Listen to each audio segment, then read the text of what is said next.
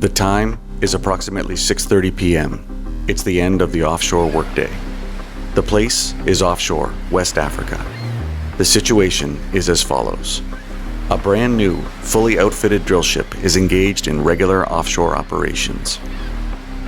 The ship's modern and thoughtful amenities include facilities like gyms and saunas to make its crew as comfortable as possible during their month-long hitches. Offshore life seems pleasant until those same amenities become the source of the emergency. This is Legacy Survival Stories. Hey, you're going down, Go down! Legacy Survival Stories. Welcome to episode 6 of Legacy Survival Stories. My name is Dan Latremouille and I'll be your host. On today's show, we welcome back lifetime mariner and fully ticketed offshore installation manager, Mark Carew. While setting up for this interview, Mark and I got to swapping stories and talking about some offshore experiences. So we will take you right into the beginning of Mark's story about a serious incident that occurred while Mark was in charge of an offshore facility in Africa. We're talking about human behavior before, during, and then after an emergency. So just let me set the stage. It is a brand new drill ship, and I sailed it from Korea down to Cape Town, South Africa, up the west coast of Africa, and we're there working. All right, so you're in West Africa West then? Africa. All right. So guys are outside, they're working, and they're tired. We have a sauna on this one. A sauna on a drill. Sauna on a drill ship. So, folks, back home, when they tell you that they're out there working what they call on the iron prison and paid prison, and they got all kinds of word for working offshore, you just remember that it's not all as bad as they make it sound to be, as Mark describes the sauna on his drill ship. So sauna was a great number. And so here's the story. So because it's a sauna, people in bare feet and whatever else, you know what goes on in a sauna, I asked the catering people to be very particular. I thought I knew what went on in a sauna, but now I'm kind of wondering. But okay, so you got a sauna, all right. Yeah, so we got a sauna. I asked them, make sure there's no bacteria. We don't want to get people with fungus or whatever happens in a sauna. So please pay particular attention to the cleanliness of this sauna. Okay, sure. Saunas are wet, moist, yucky places, you know, but the smell is beautiful. You ever been in a new sauna and you get that cedar type smell? Wood, the heated thing. wood, yeah. So we have this sauna, everyone's loving it, but right outside the door of the sauna, there's a heat detector. Right outside the door. Okay, so for the folks back home, a heat detector on an oil and gas platform, it's not sort of like the smoke detector in your house. It's something like that, but to a degree that's almost unimaginable because you can't have fires on an oil and gas platform. That's it right. would be absolutely catastrophic. Right. So you've got a heat sensor right outside what is on purpose a fairly hot room. That's right. So in the computer logic that we have, if one sensor goes off, there's an alarm goes on the bridge, and we send someone to investigate. If two sensors go off at the same time, it's called a confirmed fire. It goes immediately to alarm, and everyone musters. Okay, so the computer then sort of decides whether this needs to go, should somebody just go check it out, or do we need to actually immediately go to alarm? Right. So it happens frequently. And so the alarm goes on the bridge, the guy's up on the bridge, it becomes a nuisance. So this heat sensor that's outside the sauna, which of course is a hot room, is constantly setting off this heat sensor up in the bridge, and they're getting annoyed. And they send someone to go look, and it's, oh yeah, Johnny's in the sauna. He's got the steam going on the rocks there, and oh yeah, he opened up the door. So this goes on and on and on. So it became a habit to isolate the heat detector outside of the sauna. And to do that, you go into the computer and you isolate it so that it does not go into the system. Okay, so functionally, the heat sensor is still there, but you're telling the computer to ignore it? Exactly. Okay. Which is wrong. Yo, this is wrong. Yeah, this is setting the tone. But human behavior, it happened over and over and over. And I don't blame the guys for being, like, we get so many false alarms on a ship or a rig, so many, and you just get so tired of it. So they decide, okay, it's shift time. We work 12 to 12. So around 11, I think they used to put the isolation on and take it off around 3. That was kind of what they did. I didn't know about it. So back up to the catering people. So here they are. The sauna is cold. And one of the catering people goes in, and she's doing an awesome job cleaning this thing. And so she was cleaning the bench, and the sauna came with a cedar bucket with a plastic lining and a wooden ladle. So this is the bucket where you sort of put the rocks and stuff No, in, the bucket was to take water, and you take the ladle, and you have the hot rocks, and you dump a little bit of water on the rocks, and it makes this big beautifuls, and you get this hit by heavy steam.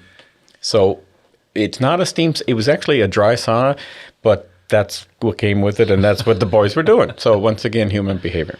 So this lady goes in to clean the sauna, and it's cold. So like not in use for a long time. So she needs to clean the benches. So she takes the bucket and places it on top of the lava rock. Dun, dun, dun. But there's no heat there. Okay. She's not really doing anything wrong at this point. Okay. She's just placing it there because she needs to get in there and use some elbow grease to get that thing clean. She does her job, and she forgets the bucket on the lava rock.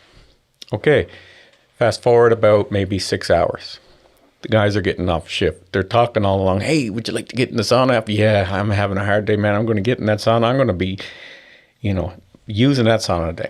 So what do? An hour before shift, to make sure it's ready for when they get off, one of the guys goes down, turns on the timer on the sauna, and turns it on and walks away. He wanted it preheated so that when he got off, he didn't have to wait for it to heat up. Which sounds reasonable enough. Yeah. He didn't look inside. I'm guessing he didn't check anything. Didn't look inside. All of a sudden, the bucket catches on fire. And the bucket is lined with plastic. And the smoke detector is isolated. And the fire really happens, and nothing is going on. So here we have bypassed the safety function, the safety device. We have had, one of us should have picked up in our assessments that could have happened, that you could place something up on top of those hot lava coals, and the thing is isolated. So the fire brews, and it's that nice cedar smell that we were talking about. It catches fire. So it's not until the smoke moves outwards past the zone of where, the sauna is, and all the alarms start going up. So this would be in the accommodation space. Inside, it's a kind of a accommodation. It's above the bow thruster, which is about 60 feet below, but it's in an area. There's not a lot of flammable stuff in there, but the sauna is flammable. Where's the next closest sensor? So your workers have bypassed the primary safety for this thing. Where's the next closest sensor? Like how far would the smoke have to go? I don't remember. It wouldn't have been too far. 30 feet away. Down the hall kind of thing? Yeah, down the hall, something like that. So by the time the smoke reaches down the hall, it's fully engaged. We have some stuff going on, so we muster. And the smoke fills up all of the accommodation because it is, people open up doors, and the fire doors are held open by electromagnets, and they close when you have an alarm. But anyway, air goes to smoke up into the accommodations. So, and for the folks back home, on an oil and gas installation, regardless of whether it's a ship or a platform or whatever, the typical procedure when there's an alarm would be, and I'm sort of asking Mark here, that alarm sounds and people would go to a muster station that is in the accommodation. That's right. In fact, it's almost always the galley. That's right. Yeah, or the mess room. So here, these doors are spring-loaded, and they're held open by an electromagnet. And how it works is that when the alarm goes off in that area, the power is interrupted to the electromagnet.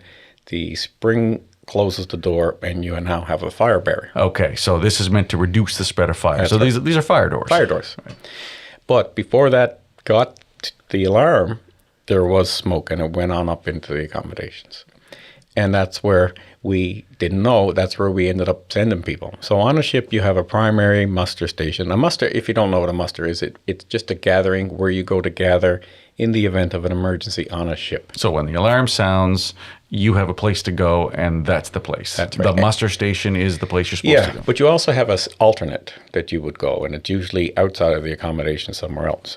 But once again, we're all like sheep and cows. We drilled and drilled and drilled, and the people who go to the galley went to the mess room. Even though we made an announcement to go to your alternate muster Are station. they walking through smoke to get there? Well, they're just walking and they're complaining. Why are we coming in here with all this? But they keep on walking. So everyone's kind of walking in and breathing in the smoke. And finally, someone calls up and says, "This is not a good idea to muster in here. There's smoke everywhere." So then, once again, what happened? We had the person who was cleaning the sauna. She wasn't negligent, really. She was doing her job. At the time, the lava was cold and she put the bucket there, but she forgot. The boys on the bridge, through repetitive nuisance alarms, decided to make their life easier, and let's be proactive on that, and let's isolate the alarm for a couple of hours so that we don't have to be running down there. The guy who turned the sauna on, he was just tired and cold and wanted to do his thing, turn on the sauna, and he walked away. But the combination of everything together. Yeah, no one thing That's is right. the problem. Yeah. It's the things adding up all together, the sequence of events. So after, once again, you get the fire out, it wasn't so much, it was fire, but mostly smoke. And no one was hurt and everything went well. People did their job, everything got done. So once again, you have a safety stand down and you ask the questions. Why did anyone put the bucket on the... Well, it wasn't hot when I did it. Okay, fair enough. Because she wasn't thinking in the future. She was probably focused on her job. Why was the sensor? Well, just went off over and over and over. The next question is, well, why didn't you look inside when you turned the sauna on to see if there was anyone in there? Oh, well, there was no one in there. It was off shift and just turned it on. So collectively, how many mistakes were made? Well, right? at least three. Lots. So when you look back at these things, you obviously have to learn. You have to debrief. You have to talk about it. You have to put procedures in place. And obviously the first thing was no one's allowed to isolate anything unless it comes through me. Now, normally isolation on a ship or a rig is a permit to work process.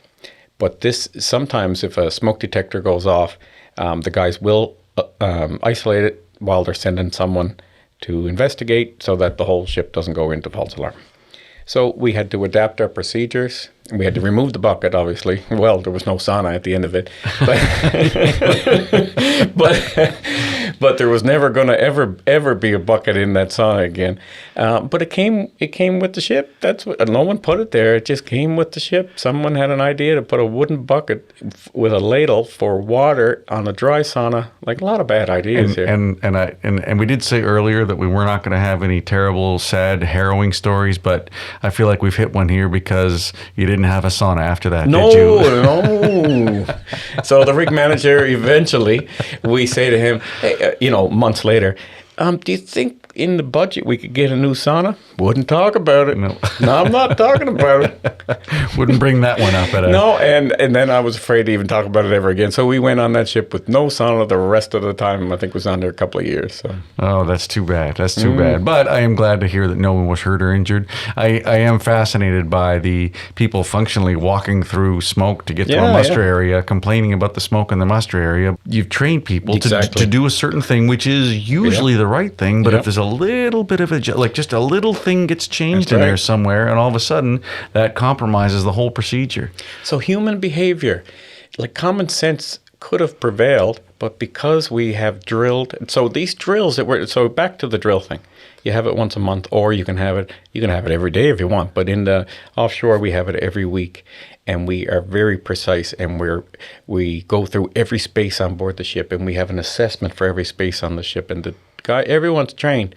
But maybe if we do it too much, people just wake up out of bed, walk like zombies to where they normally go. It's almost ironic. You mentioned common sense earlier, and you don't want to leave it to common sense. You want to give them a procedure that this is what you should do. That's right. The only problem with that is if there's a slight change, now you need that common sense, but you've trained it out of them.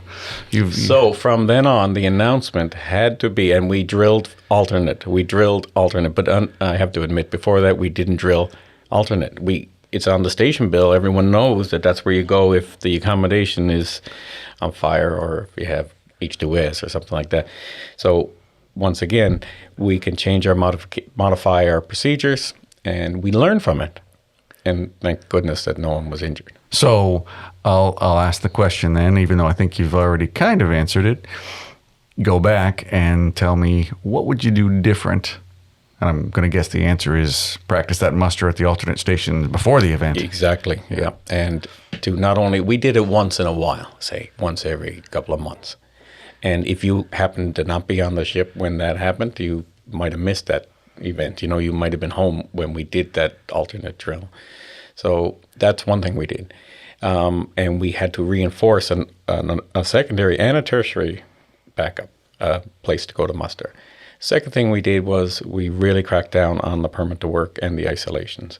So then I had to make a standing order. And standing order from a captain is pretty much what's going to happen. And it's written down, and all the officers have to sign it stating that they have read this. And they acknowledge it. And they acknowledge so it. You can't pretend you didn't hear. You can't do that. So, and then the isolation, even for nuisance alarms, was not allowed to happen. As a result, we had lots of false alarms. So now you got people a little angry, but once again, the captain is never really popular at all. No, you can't. The coach of the team is usually not that popular. That's right. And then the third thing was, well, you know, like you just said, you have to change it up and not have drills at the same time. Got to have them in the nighttime. No one likes them in the nighttime, 3 o'clock in the morning. Everyone hates it. Super unpopular, I can imagine. You got to do it, because if you have it all the same time, all the time, people are just going to keep doing what they're doing. So in the oil business, and especially the guys on the drill floor, they work hard. They, at the end of 4 weeks, they're beat, completely beat.